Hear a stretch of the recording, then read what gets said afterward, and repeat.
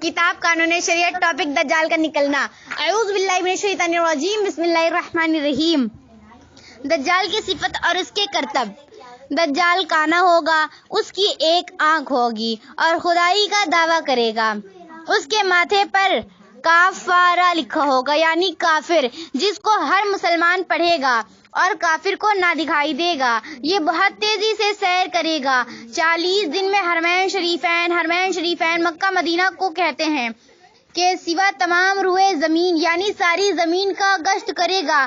اس 40 دن میں پہلا دن سال بھر کے برابر ہوگا اور دوسرا دن مہینے بھر کے برابر اور تیسرا دن ہفتے کے برابر، باقی دن 24 گھنٹے کے ہوں گے۔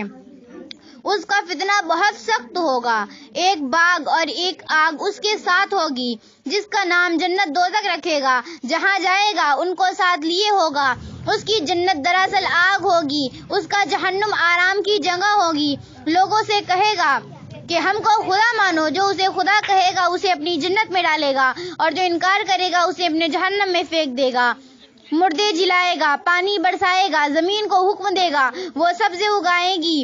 ویرانے میں جائے گا تو وہاں کے دفینے شہد کی مکھیوں کی طرح دل کے دل اس کے ساتھ ہو جائیں گے۔ اس قسم کے بہت سے شعبدے دکھائے گا اور حقیقت میں یہ سب جادو کے کرشمے ہوں گے، واقعی میں کچھ نہ ہوگا۔ اسی لیے اس کے وہاں سے جاتے ہی لوگوں کے پاس کچھ نہ رہے گا۔ جب حرمین شریفین میں جانا چاہے گا، فرشتے اس کا منہ پھیر دیں گے۔ دجال کے ساتھ یہودیوں کی فوج ہوگی۔ حضرت عیسیٰ کا آسمان سے اترنا۔ جب دجال ساری دنیا میں پھرا کر ملک شام کو جائے گا، اس وقت حضرت عیسیٰ علیہ السلام دمشق کی جامع مسجد کی پوربی مینارہ پر آسمان سے اتریں گے۔ یہ صبح کا وقت ہوگا، فجر کی نماز کے لیے اقامت ہو چکی ہوگی۔ حضرت عیسیٰ علیہ السلام حضرت امام مہدی رضی اللہ تعالیٰ عنہ کو امامت کا حکم دیں گے۔ حضرت امام مہدی نماز پڑھائیں گے۔ دجال ملعون حضرت عیسیٰ علیہ السلام کی سانس کی خوشبو سے پگھلنا شروع ہوگا، جیسے پانی سے نمک گھلتا ہے، اور آپ کی سانس کی خوشبو وہاں تک جائے گی جہاں تک نگاہ پہنچتی ہے۔ دجال بھاگے گا، آپ اس کا پیچھا کریں گے اور اس کی پیٹھ میں نیزہ ماریں گے۔ اس سے وہ اصل جہنم ہوگا۔ پھر حضرت عیسیٰ علیہ السلام سلیب توڑیں گے،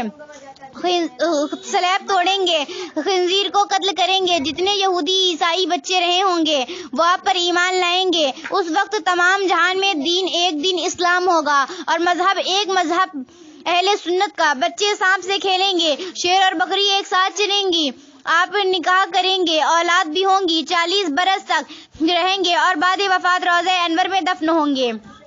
حضرت امام مہدی کا ظاہر ہونا۔ حضرت امام مہدی آپ حضور علیہ السلام کی اولاد میں حسنی سید ہوں گے۔ آپ امام و مجتہد ہوں گے۔ قیامت کے قریب جب تمام دنیا میں کفر پھیل جائے گا اور اسلام صرف حرمین شریف ہی میں رہ جائے گا، اولیاء اور ابدال سب وہیں ہجرت کر جائیں گے۔ رمضان شریف کا مہینہ ہوگا، ابدال کعبہ شریف کا طواف کر رہے ہوں گے، حضرت امام مہدی بھی وہاں موجود ہوں گے۔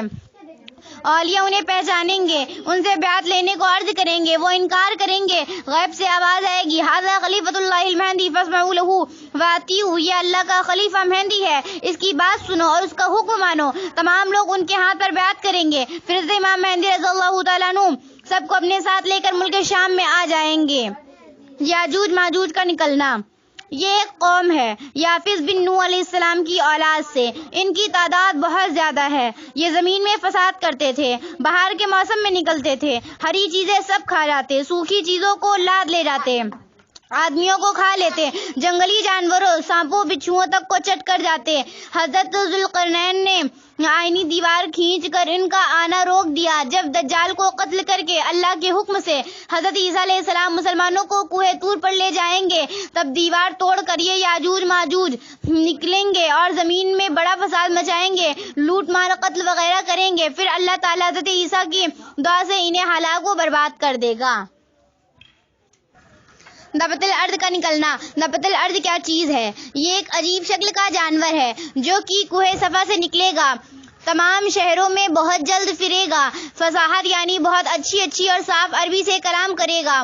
اس کے ہاتھ میں حضرت عیسیٰ کا عصا یعنی لاٹھی اور حضرت سلیمان کی انگوٹھی ہوگی۔ عصا سے مسلمانوں کے ماتھے پر ایک چمکدار نشان لگائے گا اور انگوٹھی سے کافر کے ماتھے پر ایک کالا دھبا۔ اس وقت تمام مسلم و کافر علانیہ ظاہر ہوں گے، یعنی کھلم کھلا پہچانے جائیں گے۔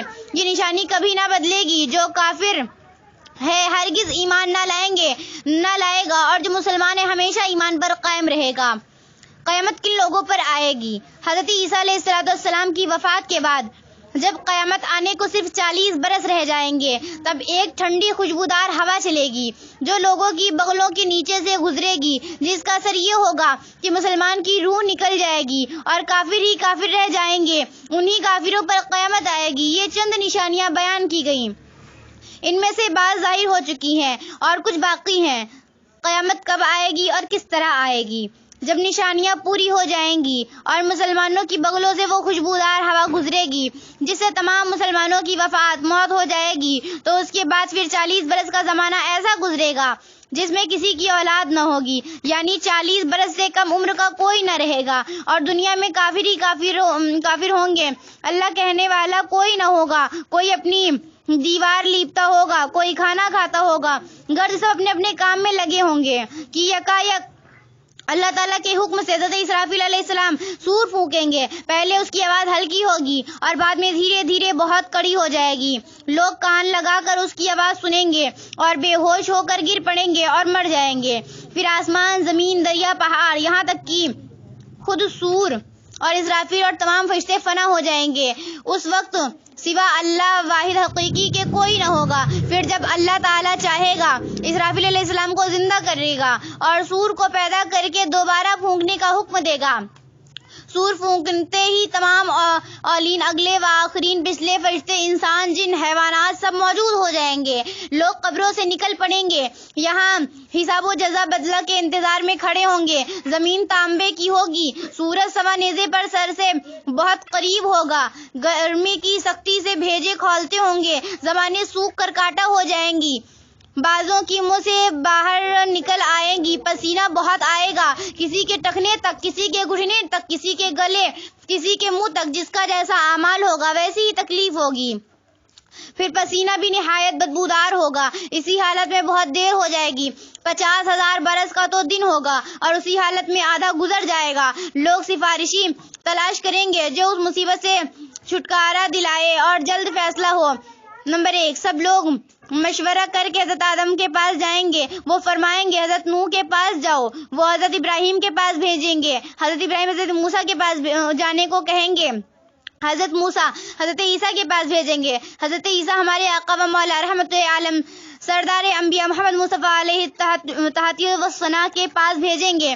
جب لوگ ہمارے حضور سے فریاد کریں گے اور شفاعت کی درخواست لائیں گے تو حضور فرمائیں گے کہ میں اس کے لیے تیار ہوں۔ یہ فرما کر بارگاہ الہی میں سجدہ کریں گے۔ اللہ تعالیٰ فرمائے گا، اے محمد صلی اللہ علیہ وسلم، سر اٹھاؤ، کہو سنا جائے گا، مانگو پاؤ گے، شفاعت کرو قبول کی جائے گی۔ حساب شروع ہوگا، میزان عمل، نیکی بدی تولنے کی ترازو میں اعمال تولے جائیں گے۔ اپنے ہی ہاتھ پاؤں بدن کے اعضاء اپنے خلاف گواہی دیں گے۔ زمین کے جس حصے پر کوئی عمل کیا تھا وہ بھی گواہی دینے کو تیار ہوگا۔ نہ کوئی یار ہوگا، نہ مددگار، نہ باپ بیٹے کے کام آئے، نہ بیٹا باپ کے اعمال پوچھے جا رہے ہیں۔ زندگی بھر کا سب کیا ہوا سامنے ہے، نہ گناہ سے انکار کر سکتا ہے، نہ کہیں سے نیکیاں مل سکتی ہیں۔ اس بے کسی کے وقت میں دستگیر مددگار بے کسا حضور پر نور محبوب خدا محمد صلی اللہ علیہ وسلم کام آئیں گے اور اپنے ماننے والوں کی شفاعت فرمائیں گے۔ شفاعت کی بعض صورتیں۔ حضور کی شفاعت کئی طرح کی ہوگی۔ بہت سے لوگ آپ کی شفاعت سے بے حساب جنت میں داخل ہوں گے، اور بہت لوگ جو دوزخ کے لائق ہوں گے حضور کی سفارش سے دوزخ سے بچ جائیں گے، اور جو گنہگار مسلمان دوزخ میں پہنچ چکے ہوں گے وہ حضور کی شفاعت سے دوزخ سے نکالے جائیں گے۔ جنتیوں کی شفاعت کر کے ان کے درجے بلند کرائیں گے۔ کون کون سے لوگ شفاعت کریں گے؟ حضور کے علاوہ باقی انبیاء، صحابہ، علماء، اولیاء، شہداء، حفاظ، حجاج بھی شفاعت کریں گے۔ لوگ علماء کو اپنے تعلقات یاد دلائیں گے۔ اگر کسی نے عالم کو دنیا میں وضو کے لیے پانی لا کر دیا ہوگا تو وہ بھی یاد دلا کر شفاعت کے لیے کہے گا اور وہ اس کی شفاعت کریں گے۔ نمبر 1، یہ قیامت کا دن جو 50,000 برس کا دن ہوگا، جس کی مصیبتیں بے شمار اور ناقابل برداشت ہوں گی۔ یہ دن انبیاء، اولیاء اور صالحین کے لیے اتنا ہلکا کر دیا جائے گا کہ معلوم ہوگا کہ اس میں اتنا وقت لگا جتنا ایک وقت کی فرض نماز میں لگتا ہے۔ بلکہ اس سے بھی کم، یہاں تک کہ بعضوں کے لیے تو پلک جھپکنے میں سارا دن طے ہو جائے گا۔ سب سے بڑی نعمت مسلمانوں کو اس دن ملے گی، وہ اللہ تعالیٰ کا دیدار ہوگا۔ یہاں تک تو حشر کے مختصر حالات بیان کیے گئے۔ اب اس کے بعد آدمی کو ہمیشگی کے گھر جانا ہے۔ کسی کو آرام کا گھر ملے گا جس کے عیش و آسائش کی کوئی انتہا نہیں، اس کو جنت کہتے ہیں۔ جنت دوزخ حق ہے، ان کا انکار کرنے والا کافر ہے۔ جنت دوزخ بن چکی ہے اور اب موجود ہے، یہ نہیں کہ قیامت کے دن بنائی جائے گی۔ قیامت، حشر، حساب، ثواب، عذاب، جنت، دوزخ، سب کے وہی معنی ہے جو مسلمانوں میں مشہور ہے۔ لہٰذا جو آدمی ان چیزوں کو تو حق کہے مگر ان کے معنی کچھ اور کہے، مثلاً یہ کہے کہ ثواب کے معنی اپنی نیکیوں کو دیکھ کر خوش ہونا اور عذاب کے معنی اپنے برے عمل کو دیکھ کر رنج کرنا، یا حشر فقط روحوں کا ہوگا بدن کا نہیں، تو ایسا آدمی حقیقت میں ان چیزوں کا منکر ہے، اور جو منکر ہے وہ کافر ہے۔ قیامت بے شک ضرور قائم ہوگی، اس کا انکار کرنے والا کافر ہے۔ حشر روح اور جسم دونوں کا ہوگا، جو کہے صرف روحیں اٹھیں گی، جسم زندہ نہ ہوں گے، وہ بھی کافر ہے۔ دنیا میں جو روح جس بدن میں تھی، اس روح کا حشر اسی بدن میں ہوگا۔ ایسا نہیں کہ کوئی نیا بدن پیدا کر کے اس میں روح ڈالی جائے گی۔ بدن کے اجزاء اگرچہ مرنے کے بعد ادھر ادھر ہو گئے اور جانوروں کی خوراک ہو گئے، مگر اللہ تعالیٰ ان سب اجزاء کو جمع کر کے قیامت کے دن اٹھائے گا۔ حساب حق ہے، اعمال کا حساب ہوگا، حساب کا منکر کافر ہے۔